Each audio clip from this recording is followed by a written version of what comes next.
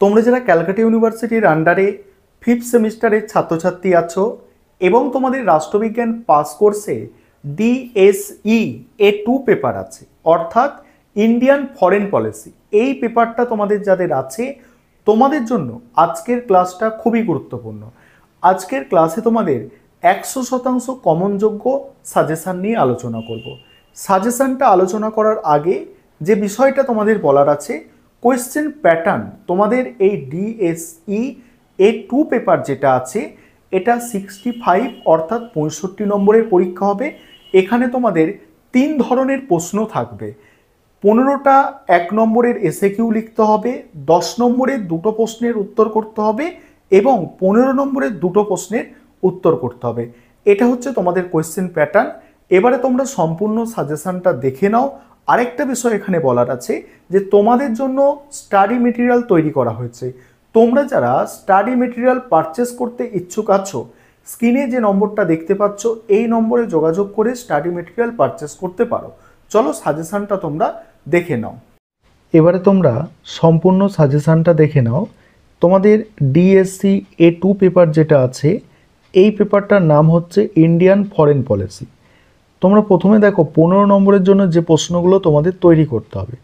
15 নম্বরের আমি মোট প্রশ্ন রেখেছি এখানে 5টা। তার মধ্যে প্রথম 2টো প্রশ্ন সবথেকে গুরুত্বপূর্ণ, আর এই প্রথম 2টো প্রশ্ন হচ্ছে 2022 সালে পরীক্ষায় এসে গিয়েছে একবার। পররাষ্ট্রনীতির সংজ্ঞা দাও, আর এর সঙ্গেই আছে এর নির্ধারকগুলির সম্পর্কে আলোচনা করো। তারপরে আছে জাতীয় স্বার্থ কী, জাতীয় স্বার্থ কীভাবে বিদেশ নীতির গঠনকে প্রভাবিত করে তা আলোচনা করো। এই 2টো প্রশ্ন সবথেকে গুরুত্বপূর্ণ, কারণ একটা জিনিস তোমরা খেয়াল করবে যে 2022-এর প্রশ্ন কিন্তু তোমরা 2024-এর শিক্ষার্থী তোমাদের জন্য খুব গুরুত্বপূর্ণ। কারণ এখানে দেখো 2021-এর একটা প্রশ্ন কিন্তু 2023-এ রিপিট হচ্ছে, তাই 2022-এর প্রশ্ন 2024-এ রিপিট হওয়ার চান্স কিন্তু খুব বেশি। ঠিক আছে, তাই তোমরা 2022-এর প্রশ্নগুলো খুব ভালো করে তৈরি করবে। এছাড়া যে প্রশ্নগুলো আছে দেখো, প্রচার কার্যের সংজ্ঞা দাও এবং এর প্রকৃতি ব্যাখ্যা করো। তারপরে আছে দেখো, তারপরে কূটনীতি, কূটনীতি পররাষ্ট্রনীতির একটি কেন্দ্রীয় ধারণা, বিবৃতিটি ব্যাখ্যা করো। নেক্সট আছে বিশ্বায়নের যুগে পররাষ্ট্রনীতিতে জাতীয় স্বার্থের ভূমিকা বিশ্লেষণ করো।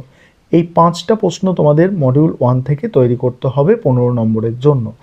আর তোমরা ফিফথ সেমিস্টারের স্টুডেন্ট, সেই কারণে তোমাদের বলবো একটু ভালো করে পড়াশোনা করো, কারণ তোমাদের যদি সাপ্লি এসে যায় তাহলে কিন্তু একটা ইয়ার তোমাদের কিন্তু গ্যাপ হয়ে যাবে, একটা ইয়ার নষ্ট হয়ে যাবে। এবার মডিউল 2 থেকে দেখো, মডিউল 2 থেকে প্রথম 2টো প্রশ্ন দেখো কি আছে।